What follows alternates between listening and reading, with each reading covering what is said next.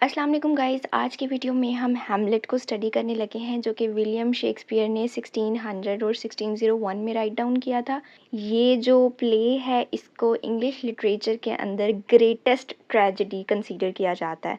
ये बेसिकली कहानी थी हैमलेट की जो कि सेक्सो ग्रामेटिकस ने लिखी थी। He was a Danish historian ना, लेकिन शेक्सपियर ने डायरेक्टली उनकी कहानी से इंस्पिरेशन नहीं ली थी। उसकी जो इंग्लिश अडेप्टेशन आई थी ना बाद में, शेक्सपियर ने इंस्पिरेशन वहाँ से ली थी। फॉर द फर्स्ट टाइम ये प्ले जो है वो परफॉर्म हुआ था 1601 में।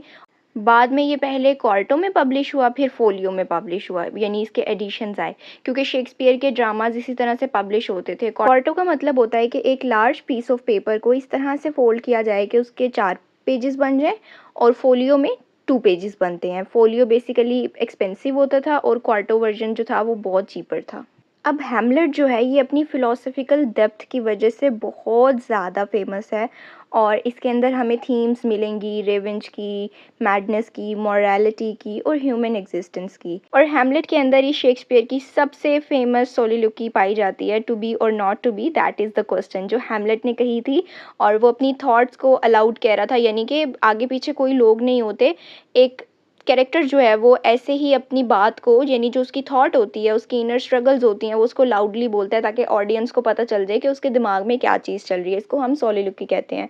और शेक्सपियर की ये जो है टू बी और नॉट टू बी, ये बहुत वर्ल्डली फेमस है। लाइक इंग्लिश लिटरेचर में बार बार इसकी एग्जांपल्स दी जाती हैं। की कैरेक्टर्स अगर हम देखें तो एक तो हमारा प्रोटैगनिस्ट है जो कि हैमलेट है। He is a prince of Denmark और ये ट्रैजिक हीरो है बेसिकली। क्लॉडियस जो है वो हैमलेट के अंकल हैं, और इन्होंने ही हैमलेट के फादर का कत्ल भी किया था। जर्ट्रूड जो हैं वो हैमलेट की मदर हैं, लेकिन अपने हस्बैंड की डेथ के बाद, यानी उनका जब कत्ल हो जाता है, तो ये क्लॉडियस से शादी कर लेती हैं और ये क्वीन हैं डेनमार्क की। और अब क्लॉडियस ने बिकॉज इनसे शादी कर ली है तो वो किंग बन गया है और हैमलेट प्रिंस है। एक इसमें character ghost of king Hamlet भी है, यानी जिनका कत्ल हो गया वो घोस्ट अपीयर होके कहता है कि मेरा बदला लिया जाए। फिर अफीलिया का कैरेक्टर है, ये बहुत इनोसेंट है और ये पागल हो जाती है और इसकी फिर इवेंचुअली डेथ हो जाती है।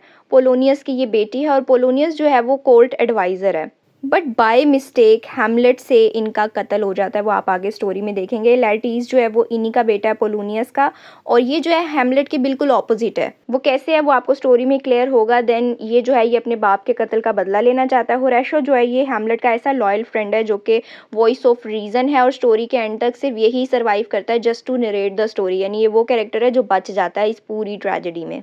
कहानी जो है वो काफ़ी सिंपल है कि किंग हैमलेट जो है जिनका कत्ल हो गया है, उनका घोस्ट अपीयर हो रहा है, और घोस्ट किसके सामने अपीयर हो रहा है, हैमलेट के आगे अपीयर हो रहा है, और वो बता रहे हैं उनको कि क्लॉडियस ने मेरा कत्ल किया था, मेरे भाई ने मेरा कत्ल किया था, जो जिसने अब तुम्हारी माँ से शादी कर ली है, और वो अब किंग बन गया है डेनमार्क का, तो मेरा बदला उससे लो। यानी वो हैमलेट को कह रहे हैं, वो पूरा बताते भी हैं कि मेरा जो कत्ल हुआ है वो मेरे कान के अंदर पॉइजन डालने की वजह से मेरा कत्ल हुआ है। घोस्ट डिमांड कर रहा है कि मेरी मौत का बदला लिया जाए, लेकिन हैमलेट जो है वो बहुत, उसके अंदर इंडिसीजन की पावर है, यानी वो बहुत ज़्यादा हेजिटेट होता है, वो बहुत ज़्यादा जल्दी क्विकली एक्शन नहीं लेता होता। तो ये स्ट्रगल करता है, इसको डाउट हो रहे होते हैं, बिकॉज इसको ये होता है कि मेरे पास कोई प्रूफ तो नहीं है ना। फिर उसको मोरालिटी भी क्वेश्चन कर रही होती है। फिर इसको ये भी होता है कि कहीं मैं अगर क्लॉडियस से बदला लूँ तो ये ना हो क्लॉडियस जो है वो बेकसूर निकल आए और मुझसे कहीं ये गुनाह सरजद ना हो जाए, यानी उसके अंदर बहुत इंडिसीजन है। तो यही जो है वो इसका ट्रैजिक फ्लॉ भी है। हैमलेट के कैरेक्टर का ट्रैजिक फ्लॉ यही इसकी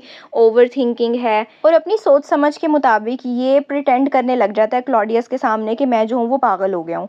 और ये play with in play plan करता है, स्टेज करता है। ये बेसिकली प्ले के अंदर एक प्ले ऐसा दिखाया जाता है जिसमें हैमलेट जो है वो असल में प्रूफ इकट्ठा करने की कोशिश कर रहा होता है अगेंस्ट क्लॉडियस, और ये एक माउस ट्रैप बनाता है। वो ऐसा प्ले होता है कि उसके अंदर एक किंग को, यानी एक्टर्स आते हैं स्टेज के ऊपर और वो एक प्ले प्रेजेंट करते हैं। उसमें एक किंग को उसी तरह से कान के अंदर पॉइजन पोर करके कत्ल किया जा रहा होता है। तो वहाँ पे जो क्लॉडियस है वो एकदम से हेजिटेट कर जाता है और वो जो है वो स्टेज लीव भी कर देता है। तो क्लॉडियस की इस रिएक्शन की वजह से उसके क्राइम पे ना अब हैमलेट को यकीन हो जाता है कि हाँ यही जो है वो मेरे बाप का कातिल है। बट प्रॉब्लम ये होती है कि हैमलेट समझता है कि मैं जो हूँ वो क्लॉडियस को मारने के लिए जा रहा हूँ, बट मिस्टेकनली कर्टन की वजह से ऐसे होता है कि गलती से ये अपने कोर्ट एडवाइज़र यानी पोलोनियस को कत्ल कर देता है। और एफिलिया जो है वो इसकी बेटी भी है, तो वो अपने बाप की डेथ की वजह से पागल हो जाती है और बाद में डूब के मर भी जाती है। हालांकि ये वही लड़की है जिसको हैमलेट पसंद करता होता है। लैटिस जो है वो फ्रांस गया होता है पढ़ने के लिए और ये वापस आता है। अब कि इसको होता है कि मैंने अपने बाप की मौत का बदला लेना है और मैंने अपनी बहन की मौत का बदला लेना है, बिकॉज़ इसकी बहन पहले पागल हो जाती है फिर मर जाती है, तो ये अब क्विक बदला लेना चाहता है। क्लॉडियस जो है, क्लॉडियस लैटिस के साथ मिलके हैमलेट को मारने के लिए लाइक एक पूरा प्लॉट सेट करते हैं, पॉइज़न्ड वाइन और स्वॉर्ड, कि हम उसको ऐसे मारेंगे, ऐसे मारेंगे। बट प्रॉब्लम ये होती है कि जेट्रूड जो है यानी हैमलेट की जो मदर है वो पॉइज़न्ड वाइन पी लेती है, तो यानी यहाँ पे उनकी भी डेथ हो जाएगी। लैटिस जो है वो हैमलेट को ज़ख्मी कर देता है, लेकिन हैमलेट जो है लैटिस को मार देता है यानी कत्ल कर देता है। एक फ़ाइट होती है, हैमलेट जो है वो क्लॉडियस को भी स्टैब कर देता है, लेकिन खुद भी पॉइज़न की वजह से मर जाता है। और आखिर में बचता कौन है? होरेशो बचता है, जो पूरी स्टोरी को सिर्फ नरेट करने के लिए like up to tell the tale, किसी इंसान को तो जिंदा रहना था ना, तो ही वॉज द सर्वाइवर। और मेजर थीम्स अगर हम इस प्ले के अंदर देखें तो रेवेंज वर्सेस मोरालिटी, यानी हैमलेट जो है वो डिले कर रहा होता है क्लॉडियस को मारने से, मतलब वो सोच रहा होता है कि कहीं मैं कोई गलती ना कर दूं, कहीं मुझसे गुनाह ना हो जाए। मोरालिटी बीच में आ रही होती है और बदला जो है वो उसके साथ कंट्रास्ट में जा रहा होता है। अपीयरेंस वर्सेस रियलिटी की थीम इस तरह से है कि एक मैडनेस यानी जो हैमलेट प्ले करता है कि मैड हो के क्लॉडियस के आगे, फिर वो हिडन करप्शन भी है, झूठ भी है, करप्शन और डिके इस तरह से कि डेनमार्क जो है वो बहुत करप्शन है, full of rot. Madness and sanity की थीम भी है कि हैमलेट जो है वो प्रिटेंड करता है कि वो पागल हो गया, जबकि ओफिलिया जो है वो असल में पागल हो जाती है।